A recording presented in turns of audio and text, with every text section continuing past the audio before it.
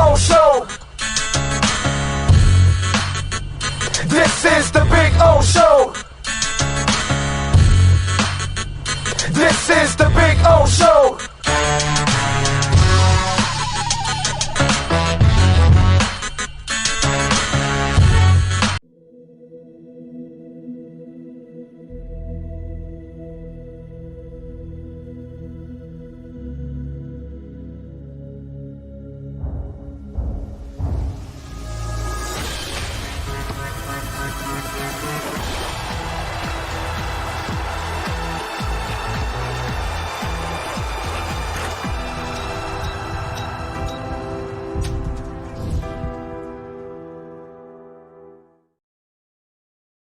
For over 16 years, EJDconstruction.com has provided South Florida residents quality craftsmanship, accurate project management, and exceptional service. That's why EJDconstruction.com is an A-rated member of Angie's List and the Better Business Bureau. When you're looking for the right custom home builder for additions or home remodeling, please call my friend Eric at 305-433-4843. That's 305-433-4843 for EJDconstruction.com. Welcome to Caneswear. New store, new items, same great experience. Family owned and operated since 2010, Caneswear has the latest merchandise from the Miami Hurricanes, Miami Dolphins, Florida Panthers, Inter Miami CF, and more. Come visit us at our store in Davie on University Drive, just south of 595, or online at caneswear.com. Caneswear, the spot Miami fans shop.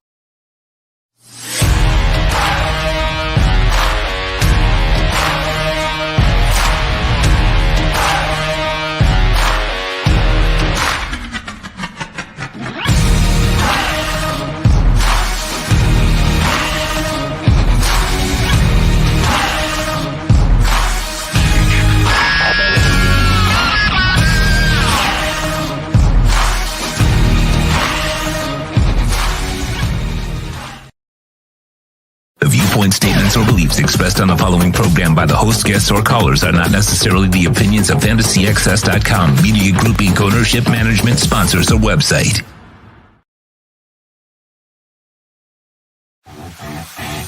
The Sports Talk 305 network is back. It's time to talk Miami Dolphins football with the greatest fan base in the world.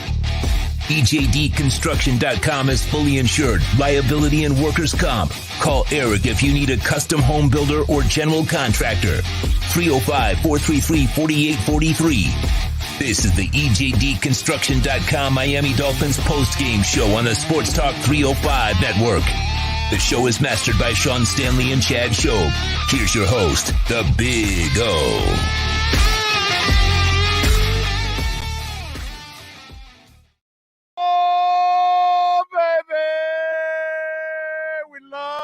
Kicking that Jets ass. Spank that New York Jet ass. Spank, spank, spank. Yeah, spank it right there with the MetLife takeover. 34-13. Ah, yes. See, this is how you start a weekend. A Friday ass kicking of the New York Jets. There's nothing better than that here in life, right? So it's a beautiful thing. A nice ass kicking of the New York Jets. That was awesome. Wasn't pretty. Okay, wasn't perfect. We got some issues that we have to talk about, unfortunately.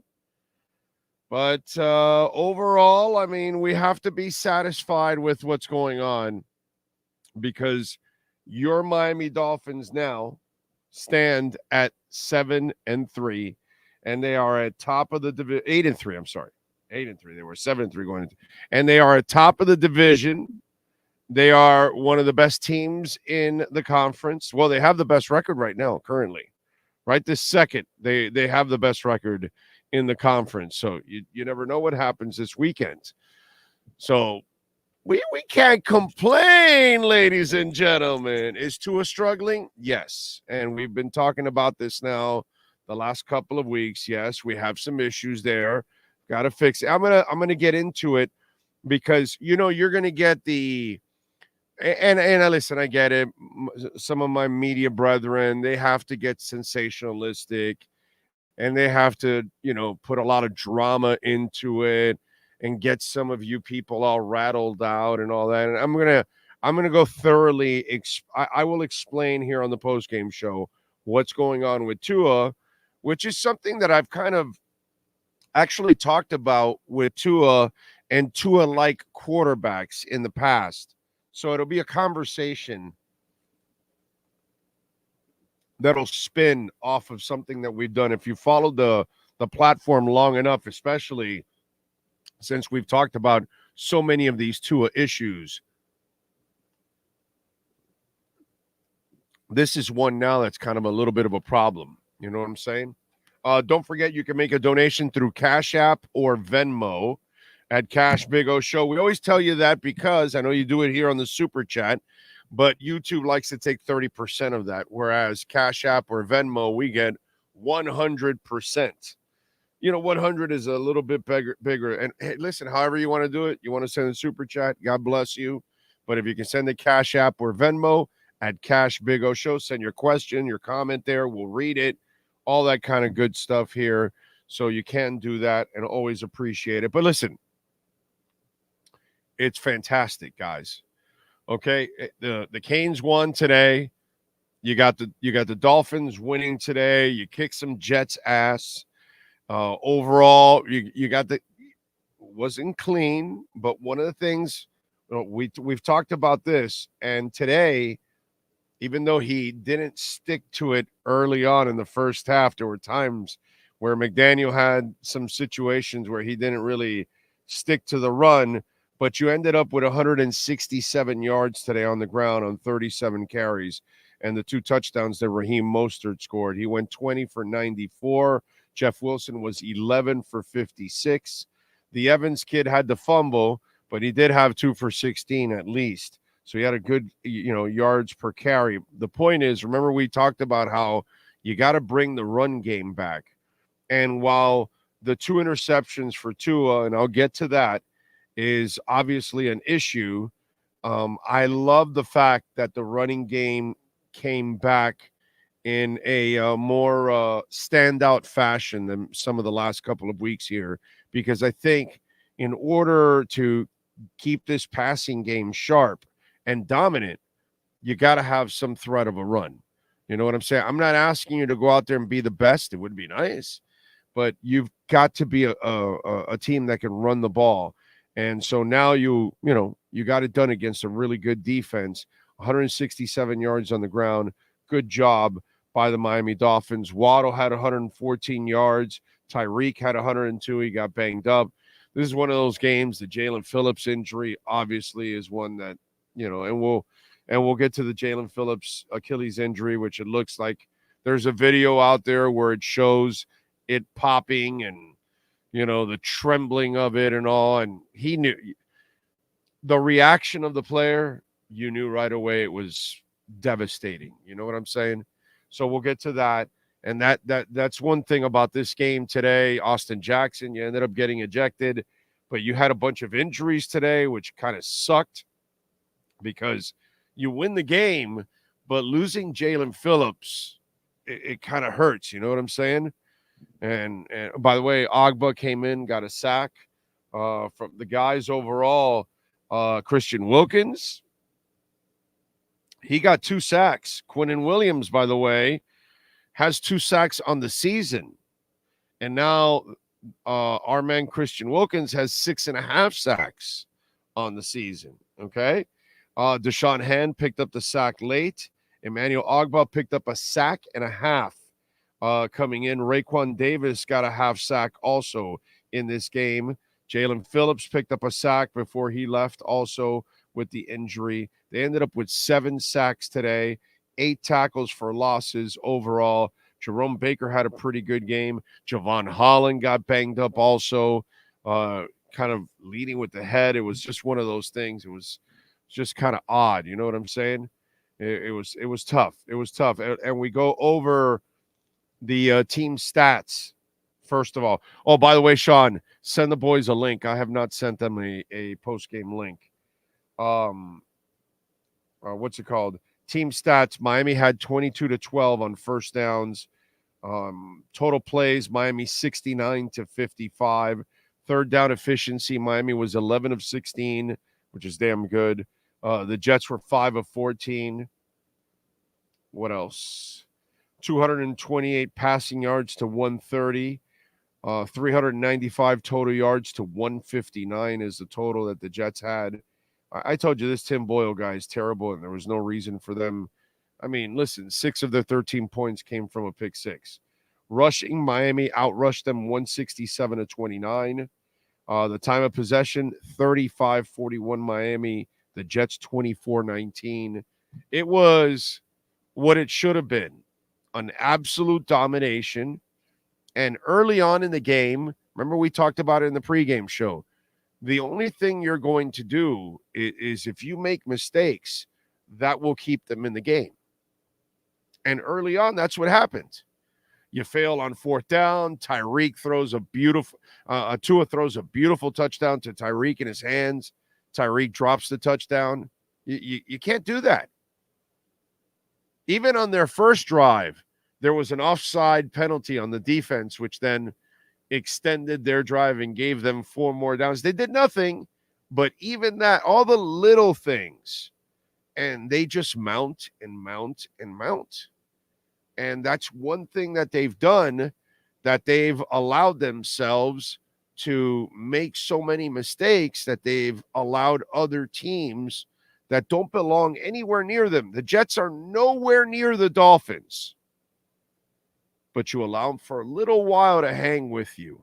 The Giants, you allow them for a little while. The Carolina Panthers, the Raiders, you allow them to hang around for a little while when they shouldn't hang around. And that's because you continue to make mistakes. And you look at the turnover battle. The Jets won it. Miami had 3 turnovers. The Jets had 2.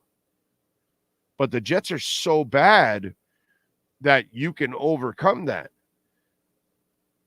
And this is what I was telling you in the pregame show, that the Dolphins, their offense needs the work. This was like an exhibition game, which it was, basically. It's an exhibition game, like I told you, that can like bite you in the ass, because if you play stupid football, then the Jets capitalize with turnovers and they beat you, right? But it should be a game that you should handle it with no problem if you don't make mistakes, because the Jets have literally no offense. So the Dolphins have a hell of a defense, and they continue to prove they've got a hell of a defense. And I know this isn't the test, but shutting out Pat Mahomes an entire second half and taking Travis Kelce out, I'm good with that. I'm pretty sure the Dolphins defense is pretty damn good from here on out. But it's the offense that needs this. And so the mistakes that Tua made, are key. And I'm going to thoroughly explain what's going on with Tua and how he gets out of it, which he could get out of it with no problem. Okay. Cash App or Venmo. That's Cash Big O Show. That is Cash Big O Show. And remember, we love our Bitcoin donations. So if you make a Bitcoin donation, well, then we become friends for life there. Anthony Lizzie on Venmo. Just leaving MetLife. Shout out to Dolphin fans NYC for a great day.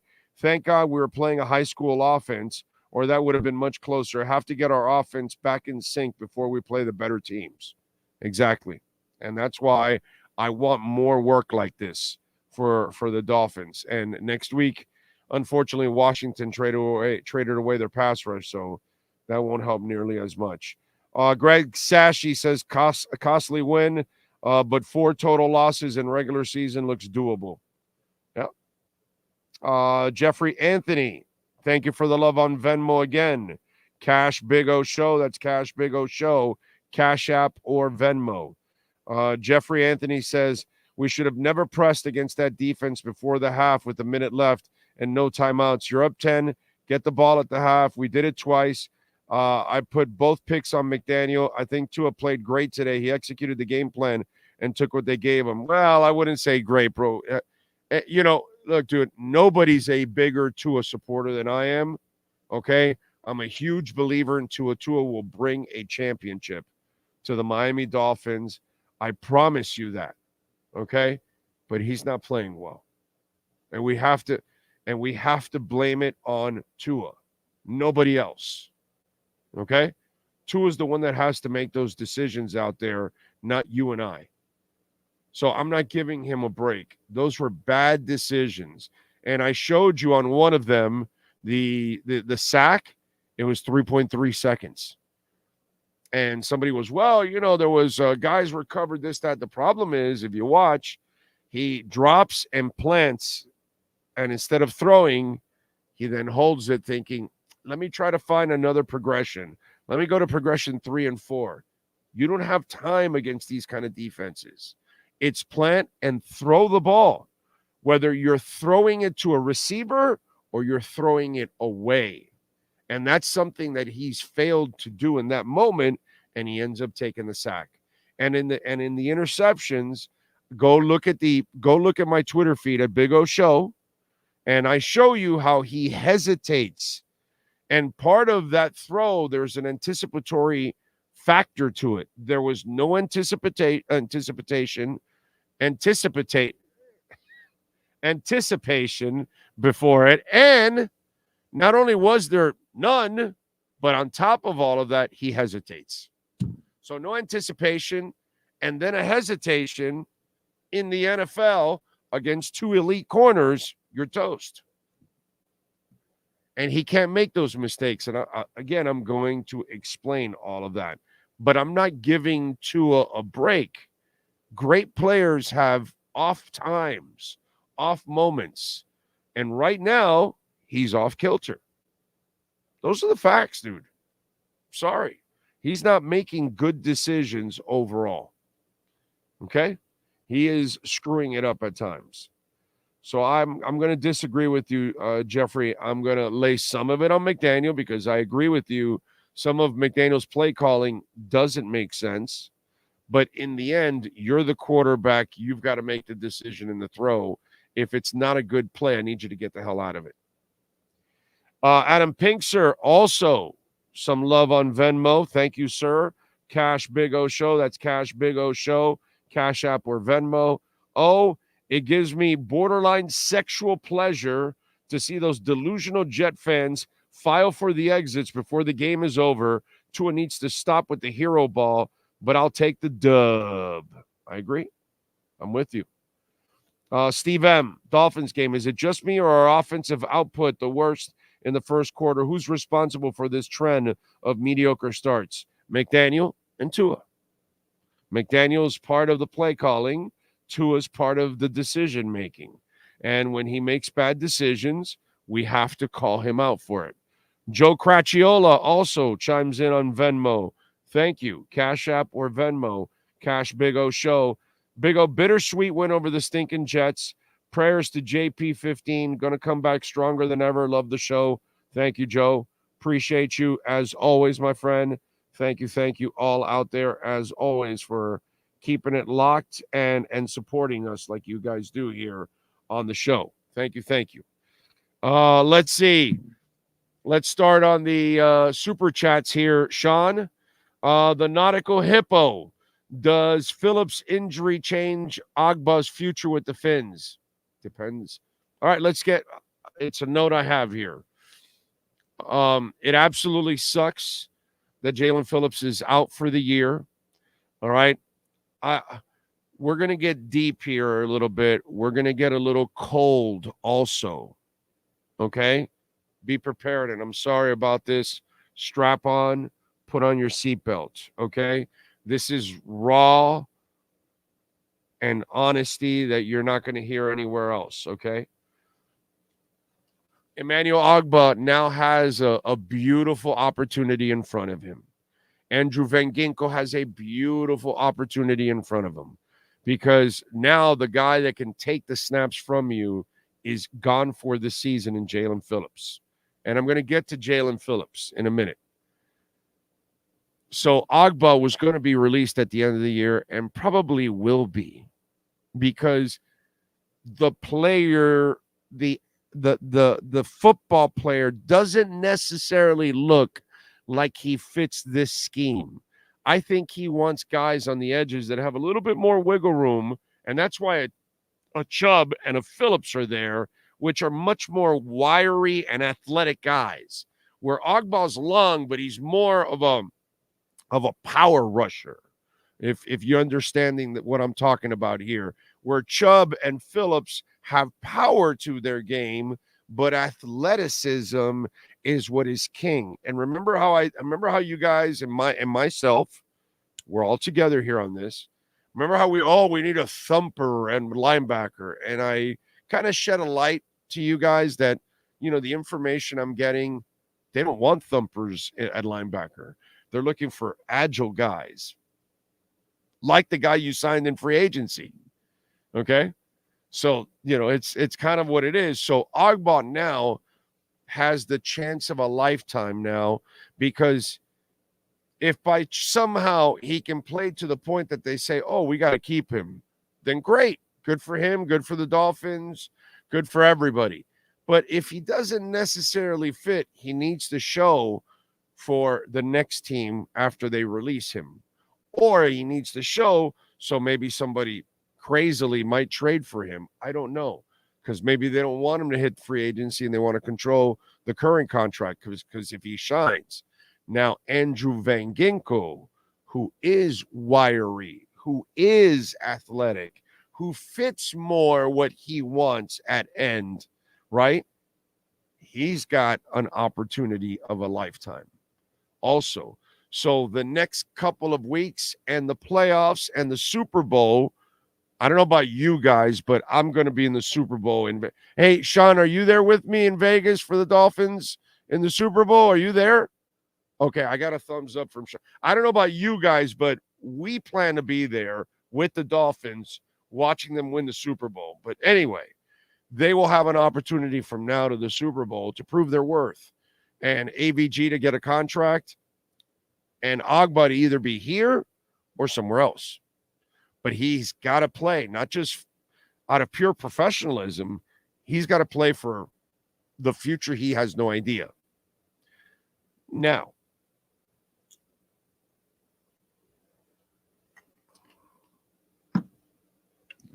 let's get honest about Jalen Phillips now. Okay? It's been years of potential. It's been years that we've been waiting for the crossing of the threshold. And he's flashed, but hasn't crossed that threshold. And one of the things that he also has now done quite a bit is break down. We got to be honest. He's had a little too many injuries in his short stint as a player in the NFL. And this is a big one now, because he's gone for probably a portion of next season. And again, wiry pass rusher. Will you stay wiry when you lose an Achilles?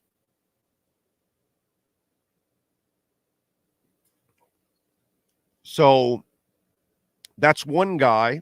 As we get deeper into this discussion, if you're the front office, you are no longer, oh my God, we've got to pay him or whatever, or else. He has not earned a big contract at any point yet. You can't pay for potential, and you can't pay a guy that can't stay on the field on a consistent basis. And he's had too many injuries. And so I hate to talk about this on a day like today when he got injured, but I got to be honest about the situation. You're going to end up paying a bunch of guys over the next couple of years. Jalen Phillips is not one of them. Jalen Phillips is going to have to earn the right for that contract, show you that he can stay healthy and play a certain amount of games, and finally cross that threshold. I thought this was the year for him to get past the 10, I thought he would get to 12 sacks this year, right? Something like that, I think. And it's not going to happen.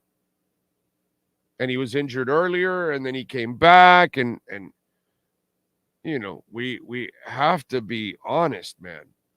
You know what I'm saying? So Jalen Phillips, there's a situation there now, unfortunately, because durability has become an issue now for Jalen Phillips.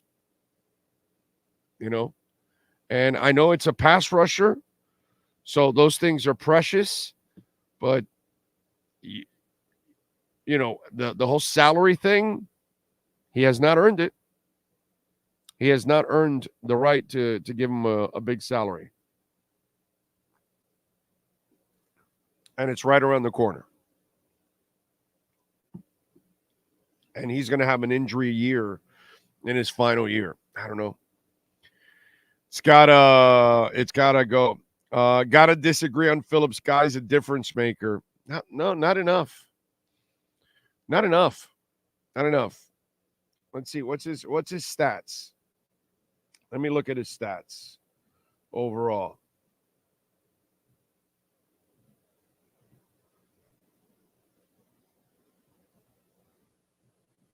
That's the problem here, that he's a pass rusher, and you've got to produce the kind of numbers that you need in order to, you know, the kind of money he's going to ask for.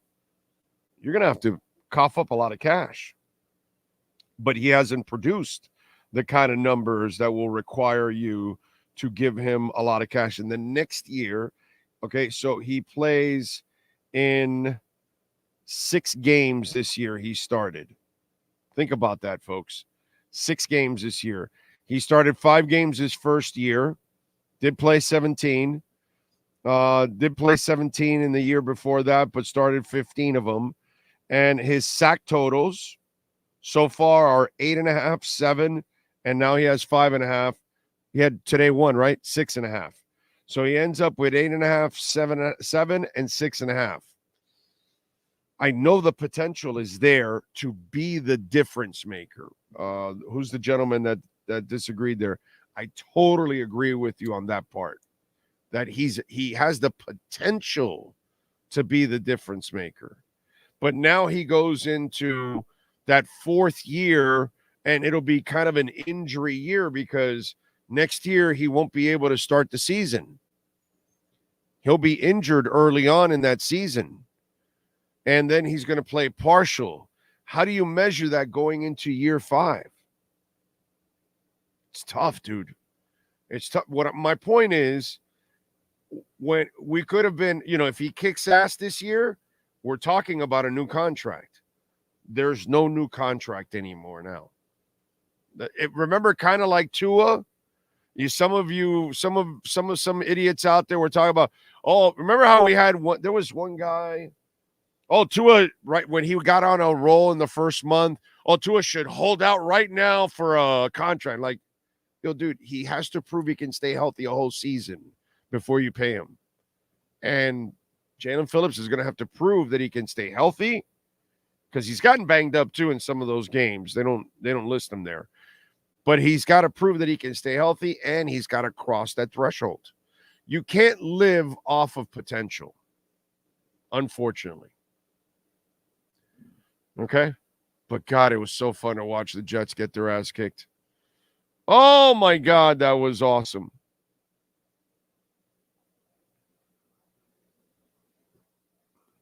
JP is a difference maker, bro.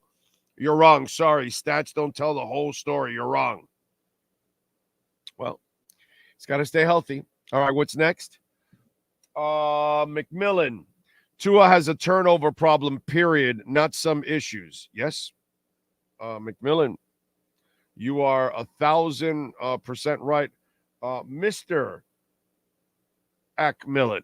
AC Milan. That's what it is, right? AC Milan. Mr. AC Milan. You are 1,000% right. Tua has a turnover issue. I've been talking about it here on the show for the last week, maybe 2, maybe something like that. It's become an issue. It's a problem. He's forcing it way too much. It started like we're in the Giants game. He started, forcing the issue and making stupid passes. Give me the super chats. Let's go. I want to get to the Tua point. Man of 1,005 votes. Thank you, Jets, for the Hail Mary. Tua needs to stop it with the mistakes. Get well, JP. But one of the positives is we have depth on defense. Yeah. Big time. Thank you, sir. Thank you, man of 1,005 holds. Carlos is up next. I hate being unhappy when we win, but Tua has become the obstacle to the promised land. I hate that the Tua haters were correct, but they were. No, they weren't. Dude, people go through ups and downs all the time. I'll explain what's going on in a minute. Don't fall for the FUD. Bro, listen, if there's something, all that FUD was there the first couple of years. And I said it was coaching. And all those people that said it was Tua, they were all wrong. Okay? Just like the last 2 years during the crypto bear market, I kept telling everybody, get in now, get the bear market, do it now, buy the dip. And, prices are kind of low now, but they're not as low as they were if you bought the dip with me, and now it's exploding, and, and we were right about that. We'll be right about this again here. We'll explain to you what's going on with Tua. Mateo, thank you for the love. Jets need to fire all their coaching. No. I don't think you fire Robert Saleh, dude. It's Aaron Rodgers. They hitched their wagon on a 40-year-old man, and the 40-year-old man broke down. And he's got them by the balls now, and he's got the owner and all that bullshit. And this is what's going on. That's all. This is even above Robert Saleh. But whatever, you're a Dolphin fan and all that stuff, and you can have fun hating on the Jets, but, I'm glad they won, and I love watching the Jets lose. But Robert Saleh it's not his fault, dude. Not all of it. Let's go. Next up.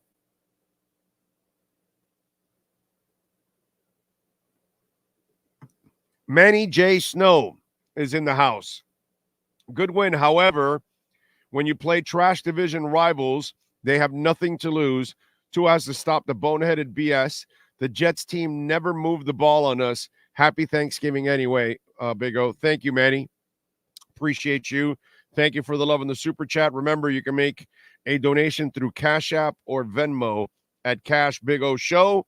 Vinny Lenya says, I feel like Tua leans on Tyreek too much lately, causing these turnovers. Sometimes he does. And they're bad decisions, and he'll force it. And he'll force it to Waddle at times too, because he throws it less to Waddle, but there'll be times when he forces an issue. The Smythe one, Smythe really wasn't open, and he threw it. Monet O, thank you for the love in the super chat. Tua has to stop with the turnovers. Our defense has improved in a massive way. Let's go, Fins. Also, I won my bet. Good for you, dude. That's what counts. You got that cash, cuh. Prayers, Phillips. Tua needs to be quick in the pocket, quick release, and quick feet in the pocket. Canada. All right. You want to hire Matt Canada? Manny J. Snow is back for more. Thank you for the love in the super chat. Fans can't take your honesty will not understand. Oh, yeah. I've been dealing that for 33 years, bro. 33 years. Some of them lost their shit because I was like, that was a fraudulent performance against the Bills a few weeks back when they lost by 28 points. They lost their shit. We have some fans that are just ultra sensitive. True Fin fan, thank you for the love in the super chat. Marino, Elway, Manning never had bad stretches, huh? Exactly. They would throw their share of interceptions. True Fin fan, Tua the only QB to have bad stretches in history? Exactly. Yes, sir. I want to let you know, Safid will probably be here in about 5 minutes. So just so you have the time. Okay. They're not streaming the press conferences today. Okay. All right. Not a problem. Not a problem. We good. We good. Cash App or Venmo at Cash Big O Show. That is Ray Martinez. Thank you for the love on Cash App or Venmo at Cash Big O Show. He says Tua needs to fix those interceptions. Appreciate you, my brother. Thank you. Thank you for the love. Very nice of you. Stephen M. sent me some Bitcoin, baby. For now.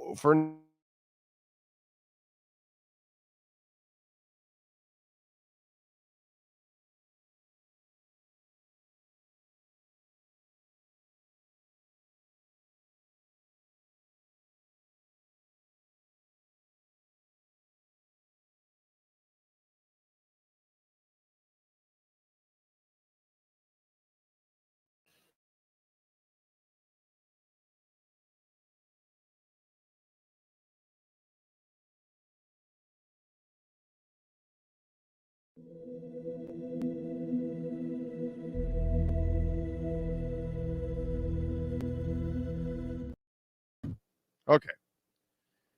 Let's see. Safid is not here yet. Let me get into it a little bit here. Okay. I've explained this. Drew Brees, it took him a couple of years to figure things out in the NFL, right? Joe Montana was a guy that made a pretty quick transition himself within his first year and a half of being in the league, overall. Sometimes some of these guys, right? Peyton Manning, it took him a year, 2 years maybe. First year, he threw a boatload of interceptions and things like that. Brady was able to kind of have, but Brady's a little bit different, and Brady was able to come off the bench and sit for a little bit. But I don't put Brady in that kind because he's not really that kind. He had more of an arm than those guys. But timing guys, which Manning is, which Breeze is, which Tua is, and I give you examples because sometimes that's kind of the way it is. So when you come from college to the NFL, the levels, the speed of the game changes drastically, right? And so when you are a timing-oriented passer, when you're throwing to spots, when you require anticipatory skills in order to complete your stuff, which is what Peyton Manning needs, which is what Drew Brees needs, which is what Tua needs, right? Greasy was that guy too. Those kind of guys, right? Sometimes they go through funks, or sometimes when they're young and they got to adjust to the league, guys like, a Ty Detmer never really adjust, never really get over the hump. And it's a tricky thing, right? And so sometimes you're off kilter a little bit. And when you are, it is treacherous. Because why? You don't live off a gun. And so the guy that lives off the gun has no anticipatory skills. So he doesn't see things breaking ahead of time. So he doesn't float one a little extra. He waits for the guy to break, and then he fires a bullet in there. And I know that really gets on most of you, really horny, but that also kind of limits you. You know what I'm saying? So there are times where the mustard helps, but most of the time, what's really going to help is ball placement, timing, anticipatory, what's it called? Throwing people open and that kind of stuff. And so Tua is that kind of guy. So if you watch him, today he took a sack because he takes his steps back and he plants. And he has to have an understanding of what he's playing. He's smart enough to know this. And he plants, and you're supposed to throw. If there's nobody open, then you're throwing the ball away somewhere to somebody's feet, out of bounds or whatever. But the second he pulls back, and after that plant step, he tries to look for another one, boom, within a half a second, here comes the sack. And that's his fault. I don't blame the line. The sack came at 3.3 seconds. You practice to get the ball out at 2.8 seconds. Did you hear Herb Street? He said Tua throughout the game was at 2.1 second, I think it was. He was at, yes, Tua was averaging 2.1 seconds in the game. The sack came at 3.3. You took 1.2 more seconds. It's on you, dude. It's on you, not on the line. And then you look at those out patterns. They're off timing. And that first interception, he has a hesitation before he throws it. He's not that quarterback. In order for him to make that throw, it has to be anticipated. So he has to have it out ahead of time. He didn't have it out ahead of time. The receiver had already broke out to the corner, and then he paused for a slight millisecond, and then he threw it, and the corner's right there. So he gave his receiver no shot to have an advantage. And he gave himself, as a thrower of the football, no chance to complete it. And so what I'm trying to tell you is right now, he's off a little bit on his timing, whatever it is. Plant throw, plant read, plant see, whatever it is, he's having those issues. And so that's why it's causing these turnovers. Now, again, rhythm and anticipatory passers like this go through funks. Drew Brees did it. They all do it. Peyton Manning does it. They all do it. Anticipatory throwers go through this all the time because the game speed. Okay, so they will go into funks. So he's got to kind of recalibrate and get his timing right back to where it's supposed to be, because he lives off of timing. He lives off of windows. Remember, he's not the guy that's going to see over the line. So he has to see through the windows. And then that takes timing because receivers are running routes in and out of those windows. It's amazing. What Tua does, what Breeze does, what these kind of quarterbacks do is much more impressive than a taller quarterback, because the taller quarterback is looking over the entire line and being able to see everything. It's like you're driving on a Metro bus, right? Or you're driving a high-ass pickup and you're ahead of the traffic and you're looking. And then the guy that's driving a little Fiat down there and he's down at the floor, he can't see down what's going. You can see the crash half a mile away because you got the entire vision. Shorter quarterbacks don't have that. So they live through windows, and that's the difference. And so he lives off of timing, and right now his timing is just off. And when his timing is just off, this is going to be the end result, because that's what happens to anticipatory type throwers. So they have to be precise. That's their game.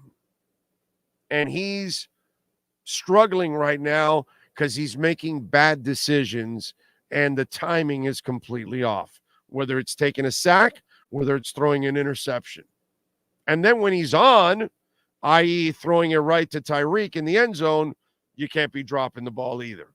So, it goes both ways, just like in the Kansas City game.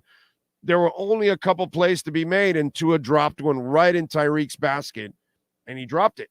That would have been points right there. That's just kind of the way it goes. But it's nothing to panic about. You can be pissed off about it. I love that Tua was pissed off in the last game about it this past week, and I hope he's infuriated this week, because he should be kicking himself in the ass. He's not playing good football. All right, let's do it. Let's get to it. Let's get to our BaptistHealth.net/ortho Miami Dolphins report with the one and only Safid Deen.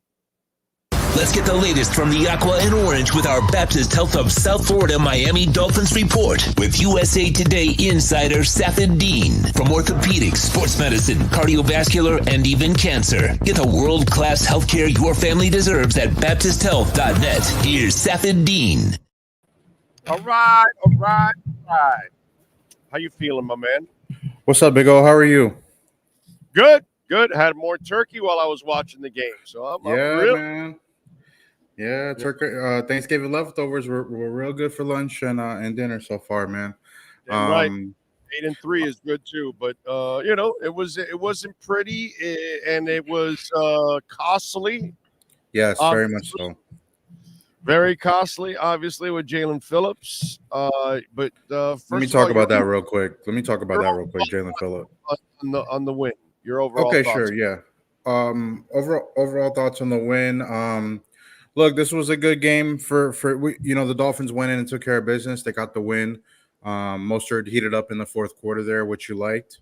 Obviously they were feeding Jeff Wilson the ball a lot, which I liked personally because you need that second runner. You need that second person there. A couple games.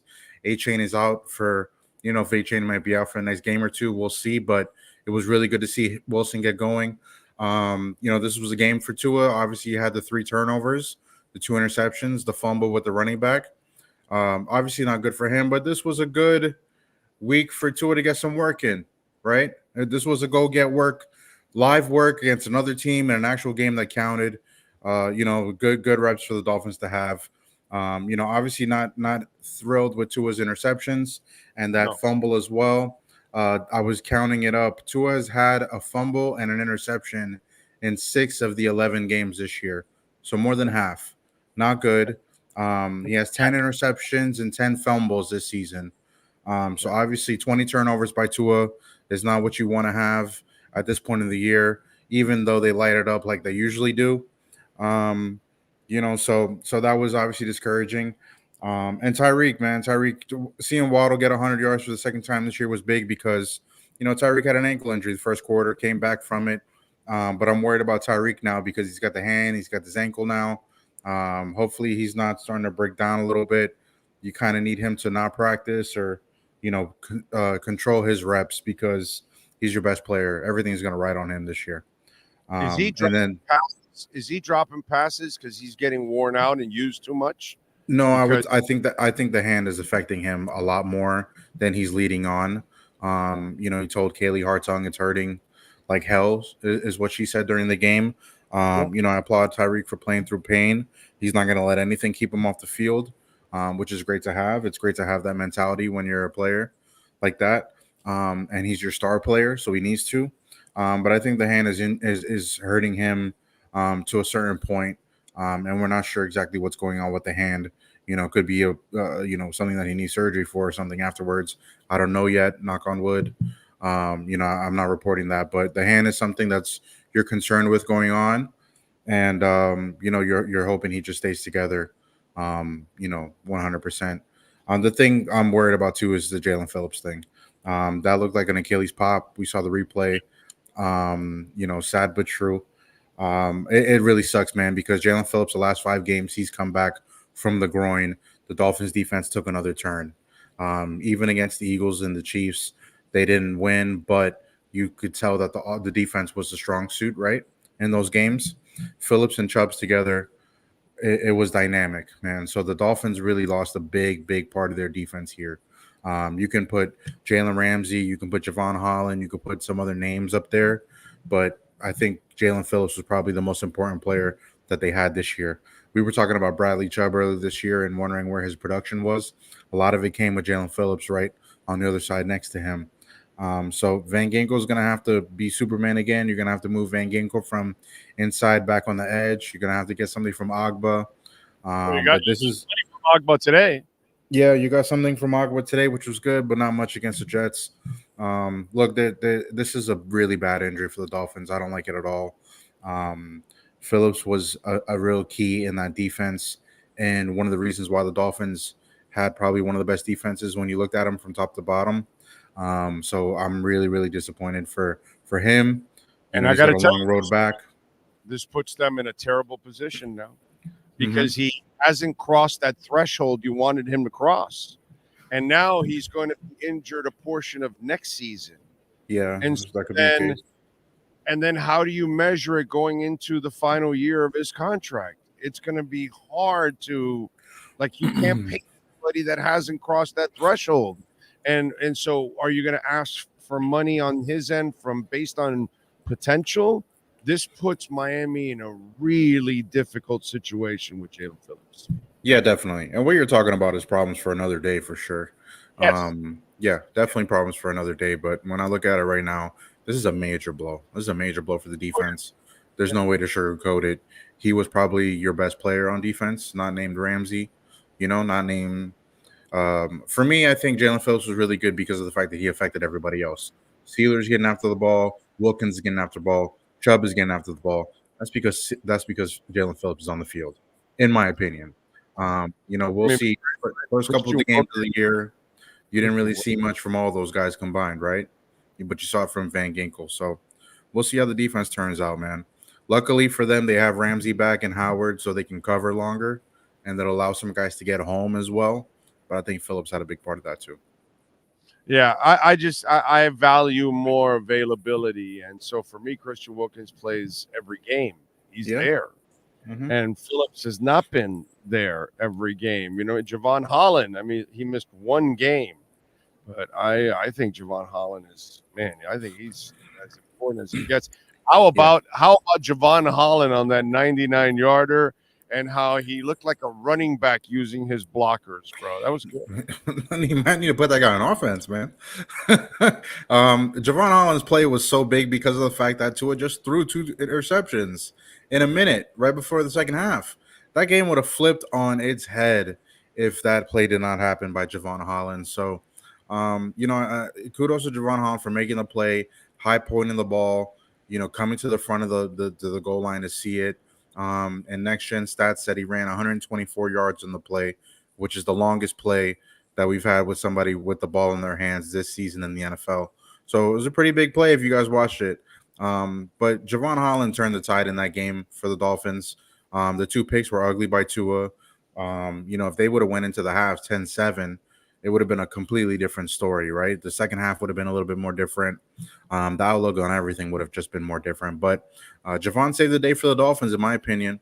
It could have got even more uglier for Tua in the offense. So you never know. If you gave the Jets a little bit of breathing room in a 10-7 game where they felt inspired, like, okay, we can go do this, it changed a lot when you're down 10 versus down 3.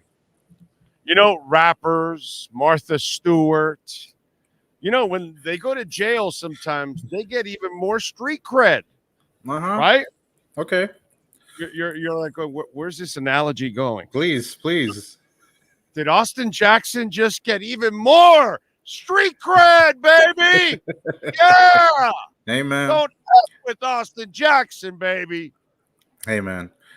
If you guys haven't already, you should submit your apology forms to Austin Jackson, right? Or else he will mess you up. But look, man, the kid he's not a kid no more, man. He's 23. He's not that 19-year-old kid that the Dolphins drafted, right? You see, by the way. He's still young as hell. He's playing his way into a new deal, which is crazy to think of, right? Yes. But this is a player that worked out in the Dolphins' favor. You can now say they hit 2 out of 3 in that 2020 draft, right? Eichenberg wasn't bad today either, dude. He helped Eichenberg, yeah. When you look at the Dolphins' offense, you look at Tua timing and all of these things too. Armstead went out in this game with a quad injury. We really don't know his status, after it. But when you look at it, they were down. Quad. Jalen Phillips obviously done for the year. Mm-hmm. But when you look at our offensive line standpoint in this game, Eichenberg started. Hunt didn't play, but he was active. They lost Armstead during the game, and Jackson was done. Before the fourth quarter, and then they went and scored another touchdown with most of their backups in Connor Williams and Eichenberg. So, offensive lines are in great shape, man. Really good shape. I'm interested to see how Armstead comes out of this one. Maybe they kept them out for the rest of the game, just as a precautionary reason. I'm all for the Dolphins taking precautionary reasons for injuries. No need to win the season in one game. Got to get through it and remember the rest of the season too. Yeah, no, I'm with you there. I mean, listen, in the end, they're 8-3, dude. I mean, the first 11. Yeah, this is 8-3. Still got the lead in the AFC East. You're gonna compete with Baltimore and Kansas City now for the 1 seed. These are all big picture things that are happening in the Dolphins' favor. And by the way, this was the fork in the road for the Miami Dolphins last year. And then the wheels came off. So now you have put yourself again in the same spot, but and you do have some injuries, but you're healthier, you're better overall, and you've got a bunch of winnable games from here on out, man. So it's all good. You know, one of the things I talked about in the pregame, what I love about this Jet game, I kind of looked at it like an exhibition game that can bite you in the ass. Yeah. Because you're playing a team that has literally no offense. So they should not be able to score points on you. So if you at least offensively on your side, just take care of the football and play decent offense, you should win this game comfortably. You know what I'm saying? And so you look at it, you know, it was a performance that the good thing about this, what I was talking about is Miami has struggled against the Bills, against the Chiefs, and against the Eagles. Those are teams that have elite offenses and elite defenses. And the defenses and physicality gave the offense for Miami issues. So that's the good thing about these two Jet matchups and the Ravens matchup and the Cowboy matchup. It'll give Miami's offense several tests before they get to the postseason, because clearly they need to be better against those tougher defenses and play cleaner football against those tougher defenses. Yeah, definitely. And when you were talking about the wheels falling off last year, I mean, look at the schedule last year compared to this year. After 8-3 last year, you had to go to the West Coast, 49ers, Chargers, then on the road to the Bills. This year, the cupcake walk, Big O. You got the Commanders, the Titans, and the Jets. Look, obviously the lower echelon for sure, but you got to win these games, man. You got to be 11-3 after it, and you have to come out healthy. You know, losing Phillips was really bad for them. Unfortunately, you were just you knew kind of going into this Dolphins game that it wasn't going to be perfect, it wasn't going to be pretty, maybe, but you had to come out healthy, and it was so tough because that field monster kind of gets somebody at any time at any game, right? And the NFL has a major issue with that stadium, and it's completely ridiculous that they still have that turf on that field. You know, here in the NFL, it's just completely ridiculous. But when you look at the Dolphins, 8-3 right now, like I said, I favor the schedule more than I favor kind of what's kind of going on here. The Dolphins can definitely win these next 3 games, be sitting at 11-3 before, Cowboys, Ravens, and Bills at the end of the season. It would be a sight to see, but you're hoping for more, obviously, from Tua offensively, hoping more from Mike as a play caller. I want to see more in that end of half situations. I don't like how the Dolphins play at the end of at the end of the first half, the last 2 weeks, and you're gonna hope and take it from there. And you got to get somebody else involved in the offense. It can't just be Tyreek. I know it has been all Tyreek and it's worked out really great, but you know, the hand, the ankle, there's going to be a point where Mike has to show he can call an offense for other players too. So I kind of want to see a little bit of that. Yeah, you're right. They need to spread it around a little bit more. The key is don't F with Austin Jackson. That's all. Yeah. Watch out, man. Watch out. It's about time somebody stepped up and had a little fight in them, right? You felt like the Dolphins were some puppies the last couple of years. So it was nice to see Austin Jackson step up into that role for sure. Street cred Jackson. Action Jackson. There we go. All right. Follow him on Twitter at Safid_Deen and catch his exceptional work there at the USA Today. Safid, enjoy your weekend, sir. We will catch up next week, my friend. Have a good one, Big O. Talk to you soon. Thank you, sir. And folks, you don't need to be a professional athlete to go where the pros go.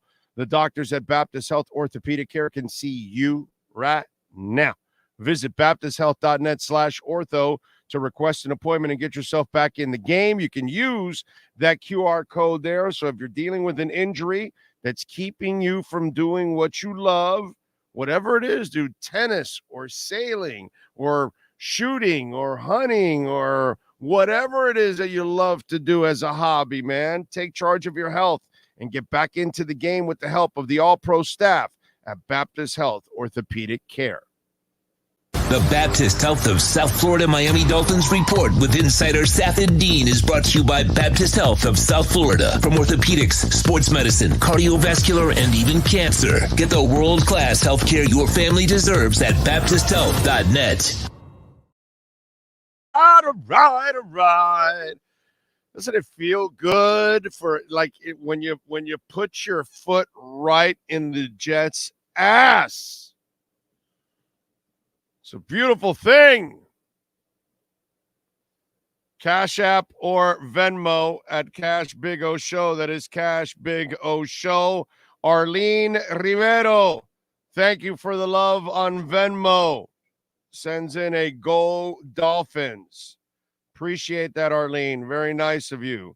Cash App or Venmo. And remember, you can make a Bitcoin donation, which, that always gets me excited. What's the next super chat there, my man? So we can knock those out. Frank Piega. Frankie has got for us. I don't want Phillips, Howard, or Armstead back. They weren't durable. We also need a tight end. I hate our tight ends. Okay. They tried to get a tight end in the draft, dude. I've told you guys this over and over again. They tried to get a tight end in the draft. He didn't fall to them. And he's kicking ass for a team that played yesterday. John Geeb. I'd like, and you're stuck with Armstead, by the way. Okay. He's under contract. John Geeb, I'd like to make a counterpoint. We are passing a lot more, so these interceptions are inevitable. Tyreek getting 2K could be an issue of force feeding, but some of those throws lately look errant and lazy. Yeah, they're not good throws. They're not good throws, dude. John, listen, man, I'll say it over and over again because, I'm called the Tua homer and all that stuff. And I've just been right about Tua overall. Okay. And I'm a big supporter and believer of Tua. He's gotten a little loosey. Okay. He's not a dumb dude. He's not lazy, but he's getting a little cocky and the overconfidence is not setting in with the talent. He doesn't have the luxury of doing some of the things that he's trying to do. And so he needs to be smarter with his decisions. Love Tua to death, but there's no way around it. He's making bad decisions. Okay. What's the next one there, Sean? What we got here, man? Yes. Let's go with Guerra 27. If being awesome was radioactive, you would be Chernobyl. With the defensive, the defense, will the defensive be seriously negatively impacted without Phillips, or will it be okay? Guerra, that's a phenomenal question, my brother, that you and I and no one else can answer, because we don't know what Emmanuel Ogbah and AVG ultimately will do for the rest of the season. Now, if we kind of get the AVG at the beginning of the year, then I think they'll be all right, because he actually played better than Phillips and Chubb. He was your best defender for like a couple weeks. Which one are we getting? You know what I'm saying? I can't answer that. I'd love to tell you that, oh, no, it won't be a problem, or shit, it's going to be a hell of a problem. Actually, I don't really want to tell you that, but I don't know. I don't know. No one does, dude. No one does. And we're all guessing. Oh, this is the worst thing. Oh, no, they'll be fine. Nobody knows, dude. You know? So appreciate you with the super chat. Thank you. Next up, it's Mike Linkus.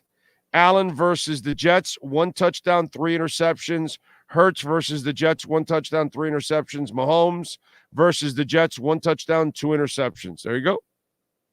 Now, just because they were bad, it's here. I like having fun with Democrats and Republicans, right?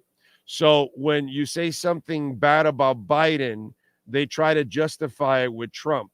And then when you say something bad about Trump, they try to justify it with Biden. So in the end, what some of us are trying to say is they're both bums and we don't want either one of them. You know what I'm saying? But in this case here, I get it that they struggled against the Jets, and now Tua did too, but I don't give a shit. I'm not going to justify Tua's struggles with the Jets when he struggled against the Carolina Panthers. You understand? And he struggled last week against the Raiders, which I know other teams actually struggle against the Raiders. But I'm watching him struggle against many teams for several weeks now, where he's giving the ball away, where he's making dumb decisions. I love Tua, but we got to call it like we see it.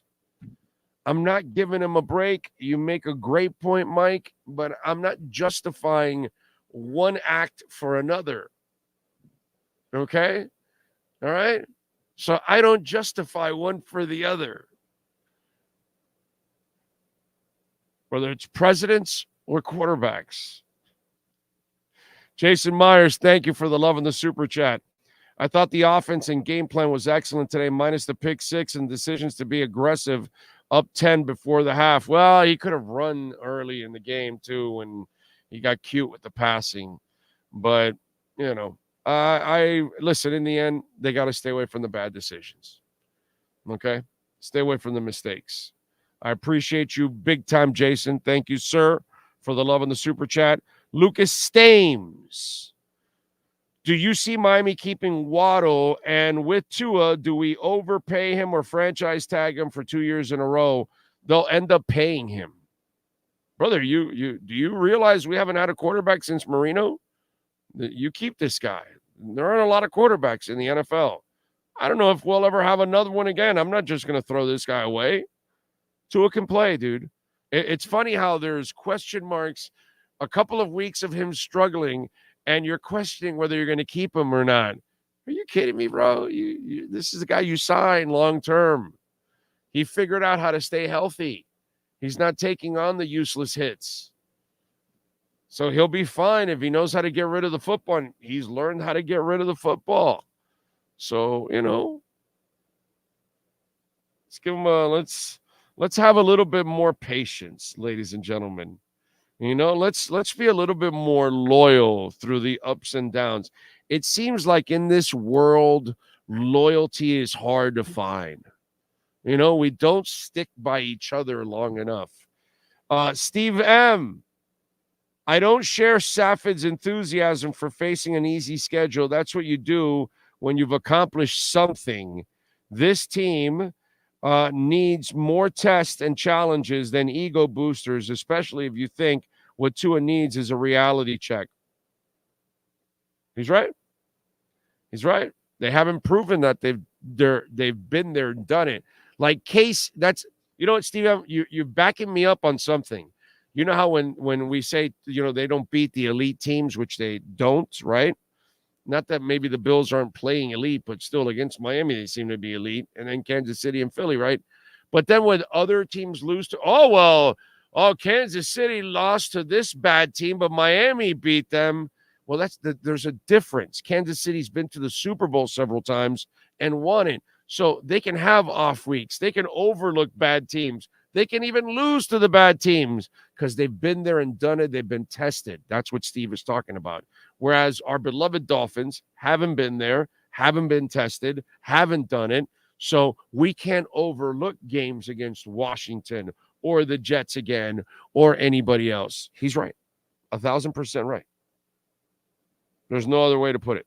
Ho Yoon! Much love, my brother. Haven't heard from you in a while. Tough year. Oh, tough year. Lost mom and dad. Damn, Ho Yoon. Yet a Jets beatdown always helps.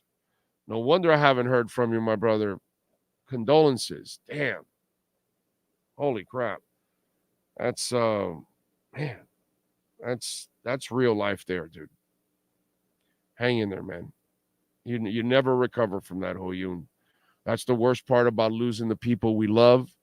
You know, I lost my dad years ago, 30 years ago. And you never recover from it. Every day you remember it. Every day it sticks with you. You know what I mean? Because they meant so much to your lives. And so The only thing I can tell you, my friend, is you stay remembering all the good times. That's the only way you get through it. That's the only way you're able to get through it. You know what I mean? Because it's torturous enough losing the people that we love, right? That stays with us forever.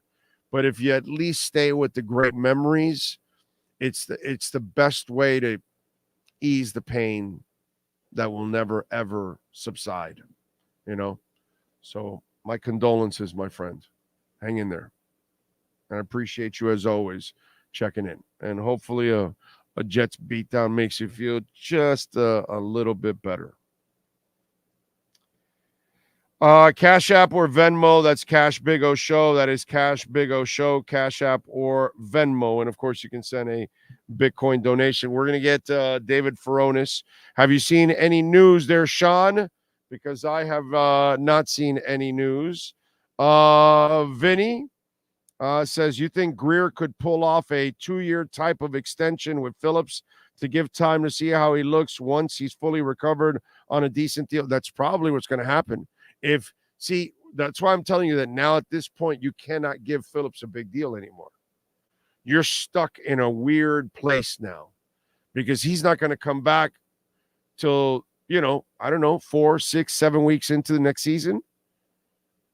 I don't know, maybe even 10. It might take him a whole year. And then how do you measure what he is next year when he's coming off an injury? And then you've got to then into his 5th year, which, of course, that's a tag year.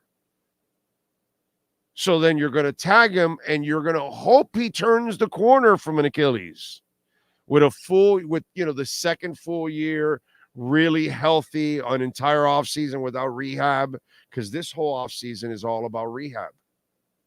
You understand? You guys, some of you sometimes have to, you get so personal, right?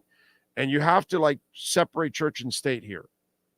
You got to, as we like to say on the show, compartmentalize and pull your emotions, whether you're a Canes/Dolphins fan, and what's going on with Phillips.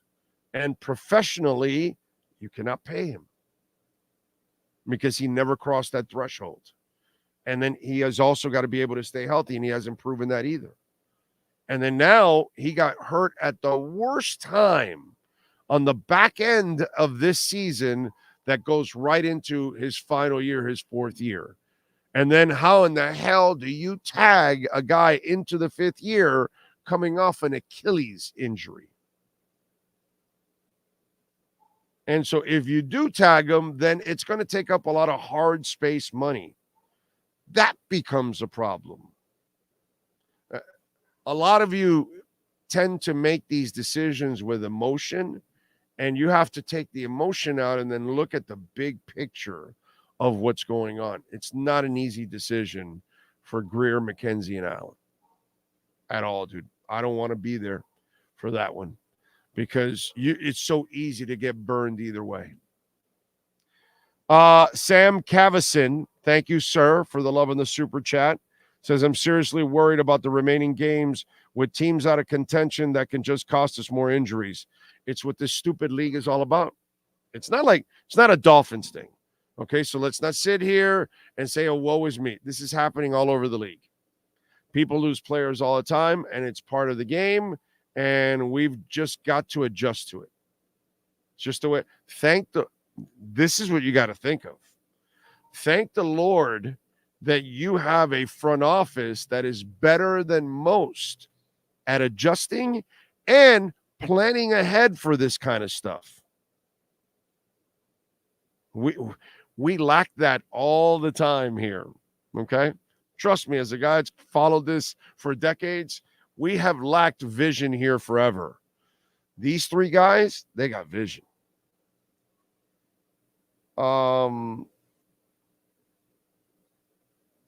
Let's see. Missing Phillips sucks. He was everywhere on that field to prevent big plays and runs. Luis Sao, Fuentes, Herbert in Dolphins uniform. I got a boner. Let me know. For now, McDaniel is saving Tua, but there's no other coach that will save this choker. Ask Flores. There you go. 8-3 record is deceptive. All teams we beat are below 500. Well, that's why you got to beat the good teams that I've said. That's part of the trick. Understand that Armstead is injury prone, but when he is healthy, he is a game changer. That he is. As you said, Big O, not many players are durable or have bodies to last in the NFL. Brother, look all over the league. Everybody's losing players left and right. We just got to hope that you have better backups than some of these other teams. And so far, they've done a pretty day, especially on the offensive line, something that used to be like an absolute nightmare for us as Dolphin fans. We don't really sit around panicking about the offensive line anymore.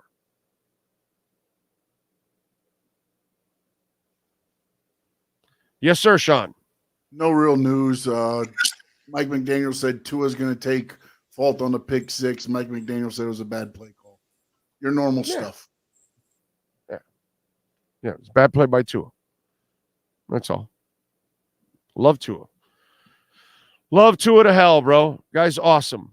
Fantastic. He's going to win a championship here. I'm convinced of that. Tua's a Super Bowl championship quarterback. You're going to have your ups and downs. You're going to learn. He's a young guy. He's learning. He's growing. And he's in a funk right now. He's in a legitimate funk. And there's nothing wrong with that. That happens to players all the time, that they get into a funk where they're not necessarily as sharp as they could be. And remember, I'm holding him to a much higher standard than I would a lot of the quarterbacks we've had in the past that I have no expectations for. Cleo Lemon or John Beck or Ray Lucas or whatever, I had no expectations for them. I remember when we signed Chad Pennington and I finally figured out that they had a quarterback to get to the playoffs. I remember I used to tell people, I remember there's this one caller used to get on my ass all the time about it. And he goes, oh, so you think he's going to be a playoff guy and all that? And I said, no, I just said he's good enough to get you to the playoffs. I don't think he can win games in the playoffs at this point in his career. And so, because the guy was all like thinking that I was saying, oh, the Dolphins are going to the Super Bowl. I was like, no, but Chad is good enough with the team he has to get him to the playoffs. And sure enough, that's what he was. So, but this guy, Tua, is 100 times better than Chad Pennington. Okay? This guy's way better than anything you've had here. It's coming, but this is part of the growing process. Yes, sir. I'll give you more QB stats here because I know you love them. Passer rating versus the Jets defense. Mahomes, 63.6. Hurts, 59.5. Herbert, 65.4. Allen, 62.7. Tua, 77.5. Number one. Yeah. And with bad decisions. Yeah. No, he's a hell of a quarterback, dude. It's don't people will sensationalize the picks and make it bigger than what it is when it's not. As I explained to you earlier, what's going on. Just a timing thing. That's all. And that's what these precision passers have to kind of, like I told you, he's got to recalibrate it a little bit and he'll be fine.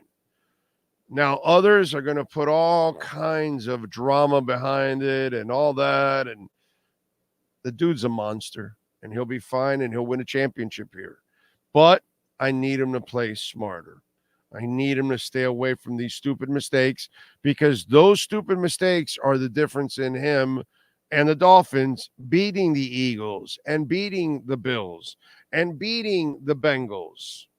Okay? Because I want you to stay away from those mistakes because if you're facing the elite teams that have an elite defense and offense, you can't go giving them extra chances. And so I just need him to tweak those couple bad decisions, because you can get away against the Jets and you can get away against Carolina. You can get away against bad teams with those kind of mistakes. But those mistakes against the good teams, oh, my God, they're going to make you pay. And it's over. That's it. Commanders D can be scary, especially, but the not anymore, John. Now that they took their pass rush, I don't think the Commanders D is that bad, to be quite honest. I don't think it's that good. Okay. I just don't think so. Let's see. What else do we have going on? What do we got with Furones, bro? What's the latest with Furones? The Furones man. Can we draft another quarterback? Yeah, we can. And another in the E League, in esports, is when they'll do it. Jafard says, I have to agree with you, Big O. Those picks are not as big a deal as some fans are making it. Well, remember, the ones that are making it also are the ones that are wrong about Tua, so they're doing anything to try to, kind of happens in other walks of life. People are wrong about somebody, thoroughly wrong. But now that they're so wrong, they don't want to back out of it anymore because they look like really dumb, so they kind of stay, kind of happens in other parts of life, if you know what I'm talking about. They've dug themselves in some hole, and that's kind of the same way some of these Tua haters are. They've dug themselves in a hole, and they look so stupid at this point, like Luis Fuentes. That is one major freaking moron. But you have stupid-ass people like Luis Fuentes, dumb mofos like that don't understand the game and don't know anything about it. And then they repeat what another moron says, or some dumbass writer or some jagoff on television or radio that also doesn't understand it and then says something stupid, and then the sheep follow. And so now that the sheep are so wrong about them, this is their moment now to try to defend a terrible point already as it is. Because by now, if you're still on the Tua can't play thing, it just shows that you're either really stupid, really freaking ignorant, right? Or you're just an idiot troll. One of the two, right? So you're either a moron or a troll. Because it's really not funny or anything productive or anything like that.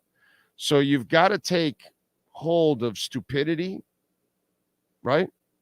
It's got to be that, pretty much, or you're just a troll.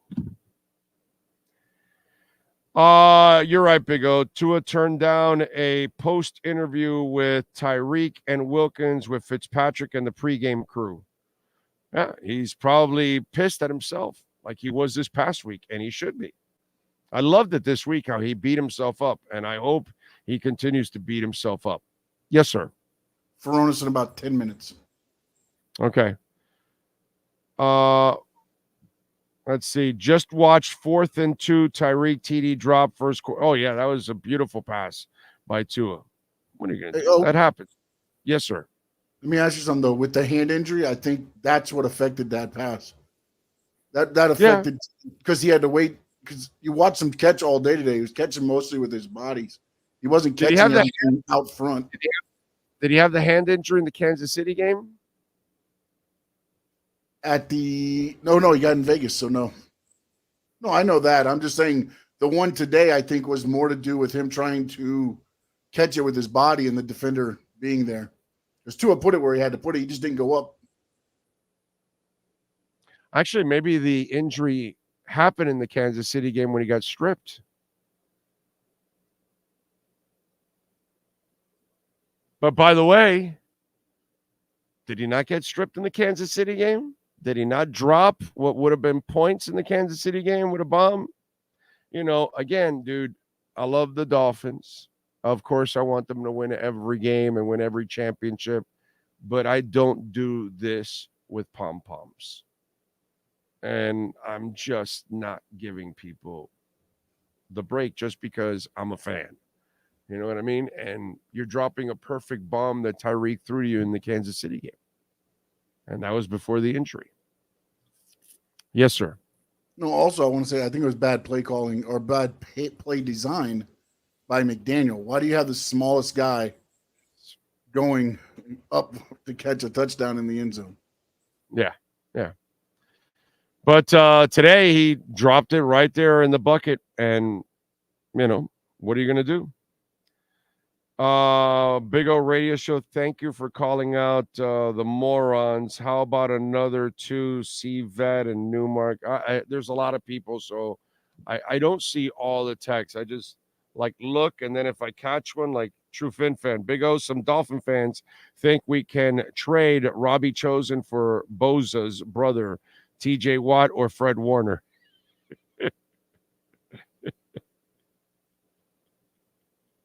Wow, that's some serious drugs, bro. Stephen Smith, Tua was getting stitched up after the game, so couldn't do the interview. Okay. Oh, that's right, the gash. Yes. I expect a mistake once in a while. Nobody is perfect. Exactly. Although he's making too many lately. So it's the same play they ran that put them up against the Chargers. It worked before, so it's not that he's that. Well, that one was dropped right in there. So there's no excuses, bro. No excuses in the Kansas City game and no excuses today in the end zone. If you can't catch the ball, then stay your ass on the sidelines. But, I'm not going to give you a break. You want to play? Catch the goddamn ball. And it wasn't a rifle. It was dropped right in the basket. I'm not saying he dropped the ball because he's small. I'm saying why throw it to the guy in the end zone when you're going for it? You always want to throw the passes high to your tallest guys, not your smallest guys. That's all kind of like the Cedric Wilson play of a couple of weeks ago in the end zone. Yeah, That's got those guys on the field. Why not use them a little bit? I mean, use Tyreek every once in a while as a decoy. Believe it or not, he could be a decoy every once in a while. He'll take a double team. Somebody's going to be open because 2 people will have to worry about Tyreek. Yeah. No, I agree. And that's on McDaniel and Tua. Okay. So that's how it goes. Smokey Clap says, I agree. Should have kicked the field goal considering the way our D was playing and the fact that their D is very good. And we knew our offense wouldn't score for this game. Just take the points. Smokey, you are 1,000% right. That's McDaniel getting cute and outthinking himself, which he does that every so often. Do you think losing Phillips for the year will hurt? Obviously, you weren't listening a few minutes ago. I have no idea. No idea. We'll find out. Agba and AVG have to answer that question. I don't know. That's just the unknown. If we get the early AVG, then you might have a chance. You won't miss him at all. Because if it's the AVG from the first month of the season, he was the best defender. Better than Jalen Phillips and better than Chubb. He was playing like a werewolf. If you get that guy, yeah, you're not going to miss Jalen Phillips whatsoever. But we don't know. They're going to get to see him on film every week, him and Agba. We'll find out. I went thoroughly into it. You may want to check it out. It's earlier in the show. Dolphins will win the next 3 games. Let's see how they fare against the boys, Ravens, and Bills. I know you're not worried about the boys or Ravens, but I would. Not with our defense. I don't worry nearly as much. It's about the offense. That's all. I don't expect. You think I think Lamar Jackson is going to be beating Miami secondary? He's going to have to come in lucky, and like everything is going his way that week. He's not that passer. So I truly believe, and I've been saying this now for the last couple of weeks since the second half of the Kansas City game. The Dolphins franchise is ready to take off. The defense is now set. I know the Jalen Phillips thing kind of hurts now, but I'm hoping that AVG and Agba can fill the hole. But if they do, then I think this defense is, with that secondary, it's going to take off now. So it's really all up to the offense. They're the ones that have got to figure their shit out and get back on track again. Get that running game going, limit the mistakes, the turnovers. Sky's the limit. We are waiting now for the offense to figure their shit out. I am not fearing the Ravens at all. Cowboys have some talent on offense, no doubt, but I don't fear Dak. You're going to have to put the fear in me for that one. And then the stinking Bills, I know the Dolphins can beat them, but I don't know what the hell it is. Can't answer that one. Can't figure this shit out. It is frustrating to watch that, but the Bills, I mean, own the Dolphins. Bitch slap the Dolphins all the damn time. And I'm tired of it. I really feel we're waiting for the offense. I'm serious. This offense gets their shit together, and you guys are going to be celebrating a championship. I know I'm crazy. Dallas has a better chance than Baltimore winning despite it being in Miami Christmas Eve. Ravens have almost no chance without Miami turning it over. Let's see. As long as you win, I'll take the interceptions. True. Big O, thoughts on Armstead after this season? They're tied to him for one more year, at least. I believe cap-wise, it's one more year at least before you can start to think about getting off his contract. So you can forget about that. I think it's worse if they cut him at this point. Let's see. Destiny and the Bills are standing in our way, says Rosendo. Big O, this is going to sound cruel, but I just don't see us losing a step with Agba and Van Ginkel. Just don't see it. That might be the case. You know? I'm with you, Big O, but I've been disappointed since 84. No, I got it. I love what I see from this team, dude. I really do. I just think the offense has got to kind of tweak their stuff, and then they'll be all right. They'll be fine. By the way, let's give them a victory cigar. Why don't we, Sean Stanley? Yeah, baby. Dolphins trash the Jets 34-13, so we give them a Perdomo victory cigar. The 30th anniversary is out. I tried it about a month and a half ago, and that thing was delicious. 20th anniversary, the 10th anniversary, the Habano bourbon barreled aged, which is just amazing. The Estate Selección, the double-aged 12-year vintage, folks. Check it out. And if you haven't been to the Perdomo factory here in Miami, when you come to town or if you live here, 5150 Northwest 167th Street in Miami Gardens. Nick Sr., Nick Jr. are there a lot of times. You can take pictures with them and tell them that Big O sent you, baby. Go check it out for yourself and go to your nearest cigar shop and try it. It's well made, handcrafted to a T, baby. It burns perfectly.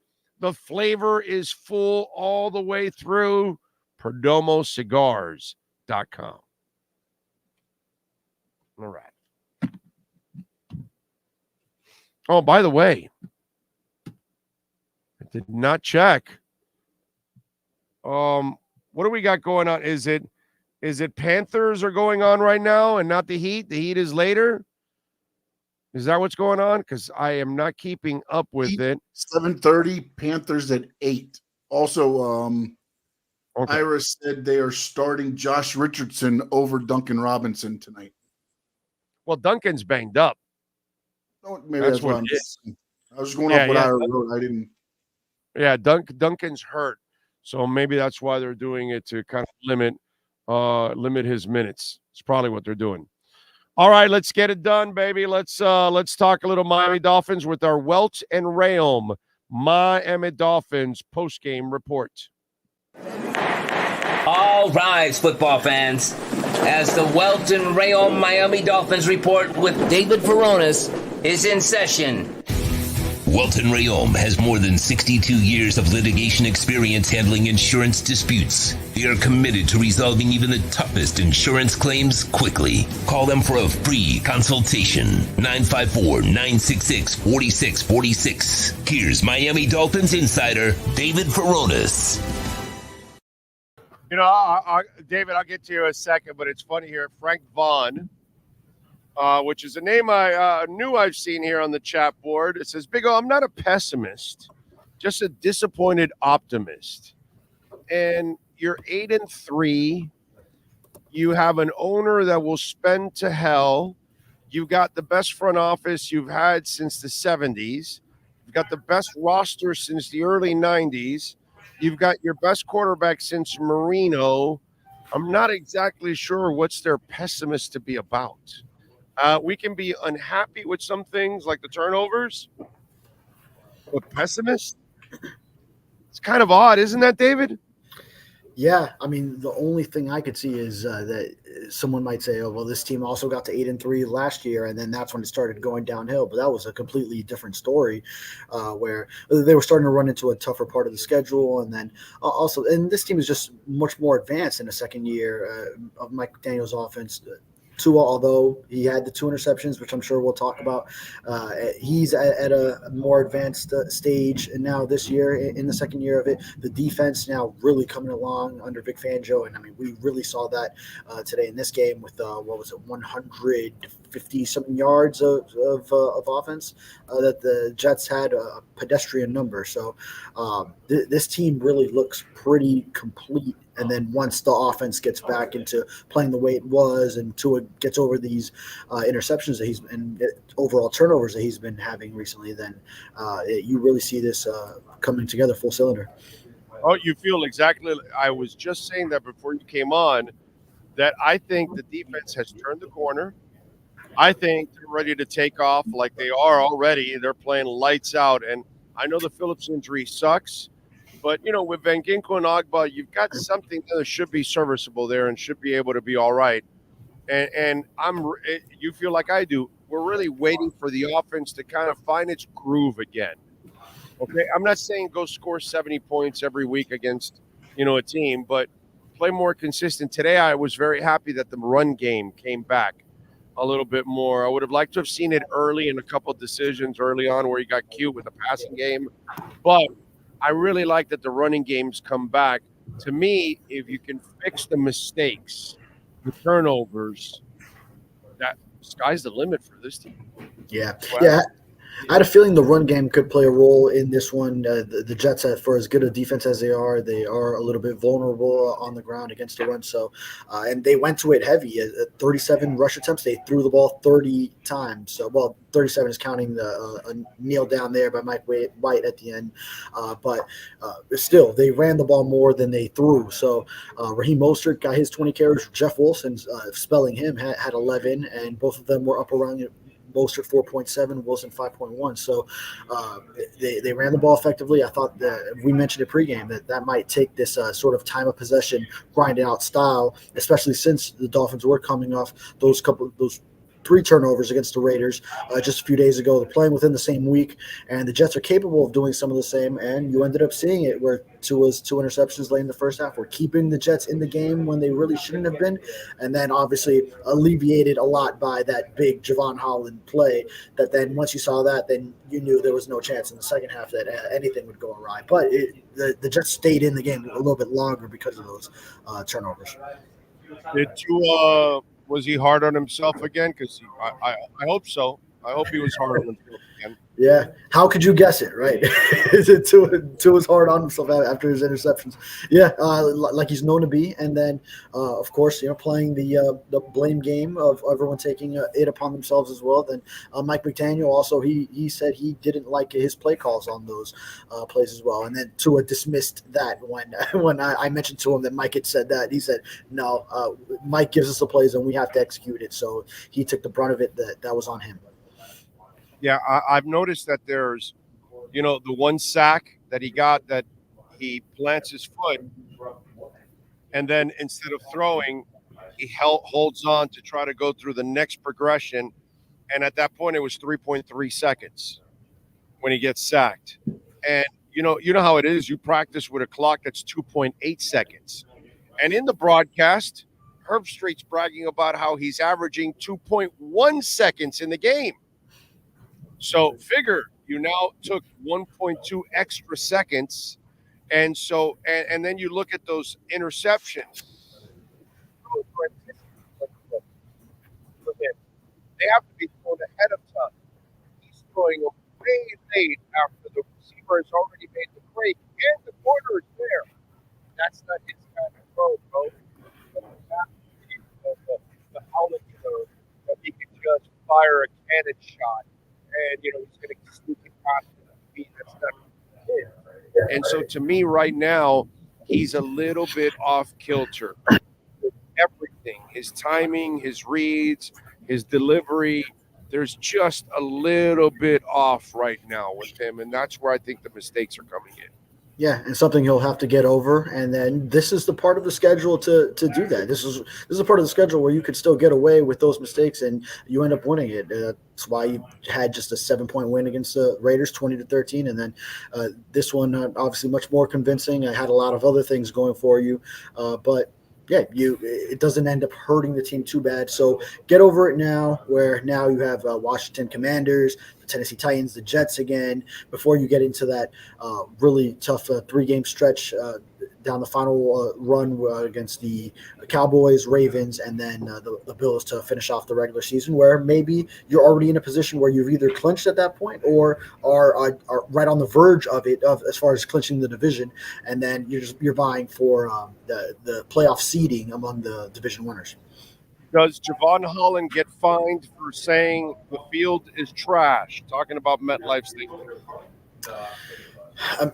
I don't know if he'll get fined, but I mean it was a huge talking point after the game, and I think it's something that the NFL, the league, will have to look into and really take these the perspective from these players seriously, because he's reacting to a beloved teammate going down on the same field where the opponent, the Jets, also week 1 had a similar situation where Aaron Rodgers had an Achilles injury on the same field, and he's maybe done for the season. I don't know if he's trying to come back and all that.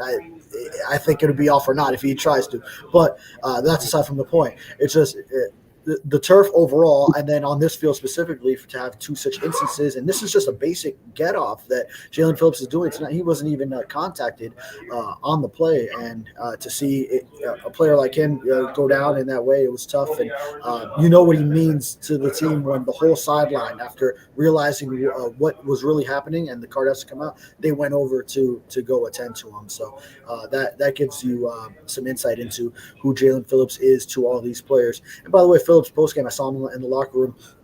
Yeah, he was on 2 crutches. He had a boot on his right foot, and but he was in some good spirits. I know the camera caught him with his face in the towels there as he was getting carted away, but communicating with teammates, explaining to some of them what he felt, what he experienced, and at times joking with teammates about off-subject things. And so he's a strong-minded individual, mentally tough, and now the next step is for him to get over this, which Mike McDaniel said they are preparing for the worst, and you'll find out Saturday, tomorrow, if it is indeed that worst-case scenario. And the thing with Jalen, he's also very likable because he's a good dude, a hard worker, and all that. Now the team's in a really tough position now for him, and we'll get into that down the line. We'll talk a little bit more. What else did you see in the locker room injury-wise? Because Holland got banged up, Hill got banged up. I mean, it was just one of those things, like, you wanted this game to end because the Dolphins kept losing players.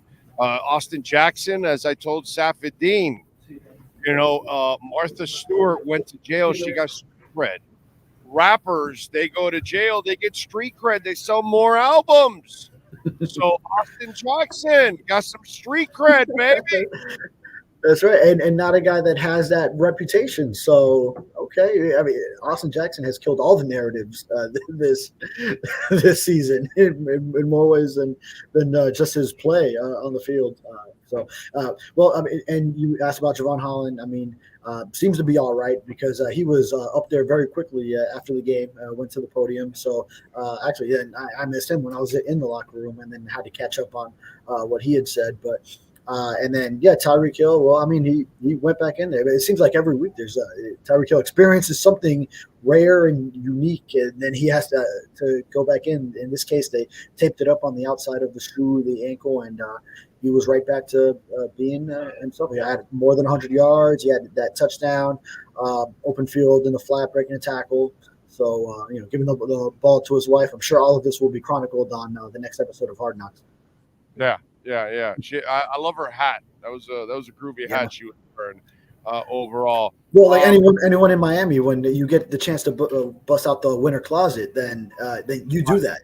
When every chance you get in Miami, it's like when it's 60 degrees, then everyone has the whole winter closet out. Dude, when we look at the Phillips situation, are you seeing a platoon? Or do you think AVG or Agba take over as the main guy? Or is this one of those feel-out processes for Fangio, and he doesn't even know that answer right now? In my estimation, it would be because we already have sort of a sample size of 3 games where the team was missing Jalen Phillips. So I would immediately venture to say, okay, a lot of Andrew Van Ginkel, and then Emmanuel Agba is the one that rotates in for him. So the first glimpse of that was the Patriots game, and then where even I remember with it being a little mysterious, and Mike McDaniel actually showed Emmanuel Agba with the first team defense in pregame warmups, but then Andrew Van Ginkel got the bulk of the action there, and then Agba worked in on some plays. So I think that's what it'll be. Chubb will do what he does on his side, and then it'll be a lot of AVG, and then Emmanuel Agba will be able to now come into a little bit more of a meaningful role rotating in on the edge. So that would be a nice boost if they can now start to get something out of him where his snap count had been really low for a player that is making the money he's making this season. David Fones from the South Florida Sun Sentinel joining us on the Welt and Rayom Miami Dolphins postgame report. Were there any I know we were in New York, but I saw the MetLife takeover. We had a lot of Dolphin fans in the building. I'm just wondering, were paramedics called over after Jason Sanders hit a 54-yarder, because Dolphin fans are not prepared for good things like that? Everyone must have been in awe. I mean, I know we were watching it. I mean, it's a kick that look. Danny Crossman, the special teams coordinator, has continued to say he has confidence in Jason Sanders making those kicks, and we all probably see that as difficult to really believe, or for him to have that confidence in him. I don't know if you saw the camera work there. The coach said, "We're going for it," and then Jason looked at him, going, "Who's doing it? Me, coach? Oh yeah, you." And he was like, "Me? Really? You sure Danny Crossman doesn't want to do it? Are you sure, me?" And so Jason Sanders didn't believe that he was trying and attempting a 54-yarder. That's how amazing it was on the sidelines for the Miami Dolphins today. That's a joke for all of you out there, by the way, okay? So a couple of people are going to take it serious, and they're going to go, "Hey, O said that Jason Sanders didn't want to even kick." Go ahead. Okay, that was not caught by the cameras, and let's be clear. No. You had me wondering. I was like, okay. I mean, I had the Prime Video on my tablet with the game going on, but I guess I wasn't watching the screen at that moment. But good, all right, good to clear that up. It was, you know what? It was reported by the girl in for Amazon. What's her name? Carissa Thompson. No. You know how accurate. So now you know how accurate that story is. Okay. There you go. Yeah. No, but I was amazed that he tried it. I was amazed that he made it. But in the end, in all seriousness, now, all joking aside, he has to do it. Believe it or not, he has to try these things because through hell or high water, bro. You got to get this guy through it one way or another, and your team needs to find out once and for all. So you're going to need to be put in several of these positions, because before the playoffs roll around, you've got to be pretty sure that you're going to ride with this guy. So that attempt today, while sketchy of a try because of the kicker, you literally have to do these things, because that's the only way you have a chance of building up some confidence in him. You're right. There will be games where it's needed. And even last year I think confidence would have been at an ultimate low in Sanders hitting 50-yard field goals, because what was he going into that Jets game winner, one of 5, or maybe that one made it one. I forget the number, but you're right. He was not hitting the 50-yard field goals. I know it's resurfaced this year, but you needed it in that case. There will be other moments where you need it. It could be a playoff game where he has to, maybe in a cold weather environment, or if the Dolphins keep winning, it's at home. But it will be needed at some point, because you're not just going to, one, you're not going to keep getting away with turnovers and having it be good enough. And then two, you're going to have some moments where playoff games, it comes down to something like that. All right. Follow him on Twitter at David Furones _. What do you got going on in the Sun Sentinel so folks can check you out, my man? Yeah, I mean, all the updates that are we're on right now. Obviously, the Jalen Phillips thing will be prime after this game. So following up on the news there, and then wrapping up coverage here from what was a dominant win, all things considered. Although then now we'll get into stuff we talked about. Offense has to pick some of these things up, and then a little extra like mini bye week before now you have another game week. Washington Commanders. Shit, bye week for my ass. I'm off tomorrow and Sunday. That's what all of it. Oh, and by the way, so you said the Jalen Phillips news is prime, pun intended there? What was a pun there? Prime, Amazon. Oh, is it not intended? Clearly not intended, as I did not even think of that. Oh, I'm also taking an extra day here in New York. Yeah, sorry. I'm also taking an extra day here in New York, so especially since McDaniel's on a Zoom tomorrow for us in the media, so we don't have to be there in person in the facility. Then what do you got going on, bro? You Broadway play, concert? What are you doing in New York tomorrow? Tonight? Yeah. Tonight I might hang out with Antoine Staley, who's up here now. Yeah, just at the game. Maybe we hang out here in North Jersey. He stays on this side, and then I go back to the city, and then I have tomorrow in the city. So I'll have to make my plans. I have some of I have a friend's apartment that I could stay at after I get my 2 nights stay at a hotel through the company. That's what I'm allowed for a game, and then I could just take an extra day here on the long weekend, on my own dime to get back. Enjoy, my brother. Stay safe out there. And we will catch up on Tuesday, my friend. I appreciate you. Thank you, sir. There you go, the great David Furones. And when we talk about Welts and Rayom, 954-966-4646, bankruptcy, condo damage, criminal defense, business owner claims, commercial litigation, personal injury. You call Jeff Welt and Daniel Rayom. They are absolute ass kickers. They did it for me and my wife, man. When Progressive was not doing what they were supposed to do, these guys brought Progressive to their knees, and they'll do the same thing for you. 954-966-4646.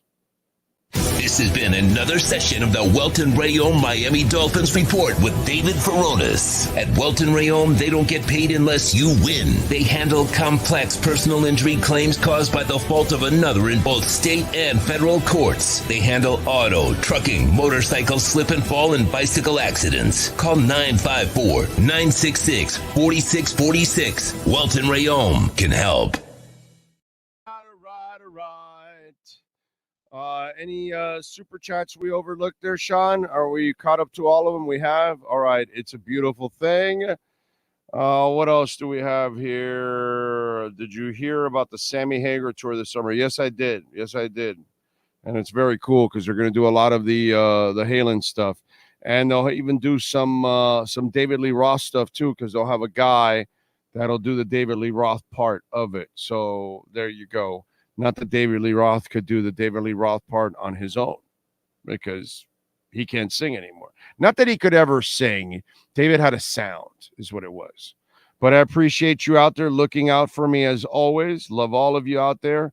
Every team that plays on this field thinks it's trash. Yeah, no, it's not a Jalen Phillips thing. It's a lot of people talk about that field as being really bad. You're right. You're right about that.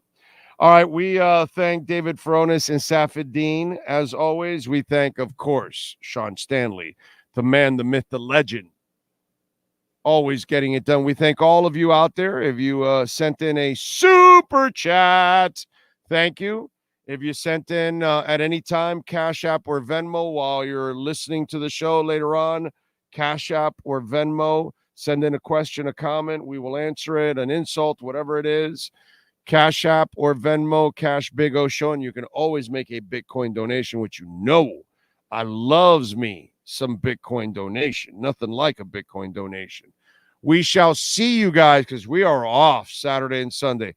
Unless some major breaking news by the Dolphins or the Heat or the Panthers or whatever, maybe then I can do something. But if not, I plan on taking Saturday and Sunday off and resting the pipes. We shall see you Monday morning at 10 a.m. Enjoy your weekend. Enjoy the red zone on Sunday. Enjoy an absolute 34-13 ass kicking of the New York Jets. Your Miami Dolphins have got the best record in the AFC. They are 8-3, baby. Enjoy it. We'll see you Monday at 10 a.m. This has been the EJDconstruction.com Miami Dolphins postgame show on the Sports Talk 305 network. The show is mastered by Sean Stanley and Chad Show. From home to kitchen to bathroom additions and remodelings. Get in contact with one of the best contractors in the business. Call Eric at EJDconstruction.com. 305-433-4843. Please subscribe to our platform by searching Big O Radio Show on all digital avenues. On behalf of all our staff, we thank you for supporting us. Have a fantastic week.